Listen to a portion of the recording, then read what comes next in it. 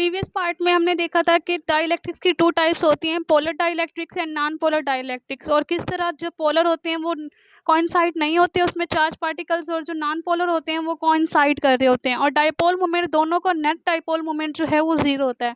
अब हम चलते हैं पोलराइजेशन की तरफ कि पोलराइजेशन क्या होती है। पोलराइजेशन में बेसिकली हम सबसे पहले इन्हीं पोलर और नॉन पोलर की मदद से करके दिखाते हैं कि किस तरह हम पोलराइजेशन को डिस्क्राइब कर सकते हैं। फर्स्ट ऑफ ऑल अगर हम नॉन पोलर डाइलेक्ट्रिक्स को देखें तो नॉन पोलर डाइलेक्ट्रिक्स में जो मटेरियल्स होते हैं वो क्या होते हैं, इसमें चार्ज पार्टिकल एक दूसरे के साथ कोइंसाइड कर रहे होते हैं, यानी इनमें कोई भी डिस्टेंस नहीं होता। अगर हम इन नॉन पोलर डाइलेक्ट्रिक्स को किसी भी एक्सटर्नल इलेक्ट्रिक फील्ड में रख दें, एक्सटर्नल इलेक्ट्रिक फील्ड क्या होती है, इलेक्ट्रिक फील्ड की डायरेक्शन क्या होती है, पॉजिटिव से नेगेटिव की तरफ होती है, और जबकि डाइपोल मोमेंट की डायरेक्शन क्या होती है, वो नेगेटिव से पॉजिटिव की तरफ होती है, डाइपोल मोमेंट की डायरेक्शन। तो जैसे ही हम इस नॉन पोलर डाइलेक्ट्रिक को एक्सटर्नल इलेक्ट्रिक फील्ड में रखेंगे तो क्या होगा कि जो चार्ज जो थे कोइंसाइड कर रहे थे उनमें डिस्टॉर्शन हो जाएगी, यानी वो सेपरेटेड हो जाएंगे। क्या करेंगे ये, इनका जो पॉजिटिव होगा वो नेगेटिव की तरफ मूव करेगा और जो नेगेटिव होगा वो पॉजिटिव की तरफ मूव करेगा, जिसकी वजह से क्या होगा, इनके सेंटर पे न्यू चार्जेस जो होंगे वो इंड्यूस हो जाएंगे। ये नॉन पोलर डाइलेक्ट्रिक्स की बात की है हमने।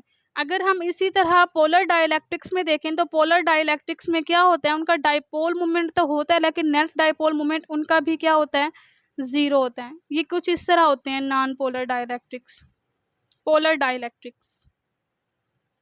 अगर हम इसी पोलर डाइलेक्ट्रिक्स को किसी एक्सटर्नल इलेक्ट्रिक फील्ड में रखें तो हमें पता है कि एक्सटर्नल इलेक्ट्रिक फील्ड में क्या होगा कि उसकी डायरेक्शन पॉजिटिव से नेगेटिव की तरफ होती है। इलेक्ट्रिक फील्ड की डायरेक्शन ऐसे है, जैसे ही हम इसे इलेक्ट्रिक फील्ड में रखेंगे तो ये चार्जेस जो हैं जो पहले से ही सेपरेटेड यानी थोड़े बहुत डिस्टेंस पे हैं वो क्या होंगे, वो फिर से अलग बिल्कुल सेपरेट हो जाएंगे। क्या करेंगे, इनका जो नेगेटिव पार्ट होगा वो इस कॉर्नर पर मूव करना शुरू कर देगा और जो पॉजिटिव होगा वो नेगेटिव की तरफ चला जाएगा, यानी इलेक्ट्रिक फील्ड के पॉजिटिव की तरफ नेगेटिव अट्रैक्ट करेगा और इलेक्ट्रिक फील्ड के नेगेटिव की तरफ जो है पॉजिटिव अट्रैक्ट करेगा। तो इसकी वजह से क्या होगा, एक्सटर्नल इलेक्ट्रिक फील्ड में रखने की वजह से इनके कॉर्नर्स पर जो हैं वो न्यू चार्जेस इंड्यूस हो जाएंगे। पहले इलेक्ट्रिक फील्ड आउटसाइड पर अगर हम इलेक्ट्रिक फील्ड को ई नॉट से रिप्रेजेंट करें कि यहाँ पर एक्सटर्नल इलेक्ट्रिक फील्ड जो हमने प्रोवाइड की है वो ई नॉट है। अब इन चार्जेस के सेपरेट होने की वजह से, न्यू चार्जेस के इंड्यूस होने की वजह से पॉजिटिव से नेगेटिव की तरफ एक और इलेक्ट्रिक फील्ड प्रोड्यूस होगा जिसको ई पी से यानी पोलराइज इलेक्ट्रिक फील्ड कहा जाता है। हम पोलराइज कर रहे हैं ना, पोलराइज की वजह से डाइलेक्ट्रिक का हमने क्या कहा था कि डाइलेक्ट्रिक पोलराइज हो जाते हैं जब हम उन्हें एक्सटर्नल इलेक्ट्रिक फील्ड में रखते हैं। अब हमने जैसे ही एक्सटर्नल इलेक्ट्रिक फील्ड में नॉन पोलर को या पोलर को रखा तो उसके अंदर जो है वो एक और न्यू इलेक्ट्रिक फील्ड यानी एक पोलराइज इलेक्ट्रिक फील्ड प्रोड्यूस हो जाएगी। तो हम देखेंगे कि जो नेट इलेक्ट्रिक फील्ड है वो इक्वल है ई नॉट माइनस ई पी, यानी इसकी वजह से क्या होगा, जो नेट इलेक्ट्रिक फील्ड जो है पोलराइजेशन की वजह से वो डिक्रीज होना शुरू हो जाएगा। अगर हम यहाँ पर देखें कि नॉन पोलर हैं या पोलर हैं, नेगेटिव और पॉजिटिव के दरमियान अब क्या आ गया है, डिस्टेंस आ गया है। डिस्टेंस की वजह से क्या होगा, डाइपोल मोमेंट इंड्यूस होगा। अगर हम इन दोनों के डाइपोल मोमेंट को, अगर हम सिर्फ इसकी बात करें नॉन पोलर की, अगर इसके डाइपोल मोमेंट को वॉल्यूम पर डिवाइड कर दें, यानी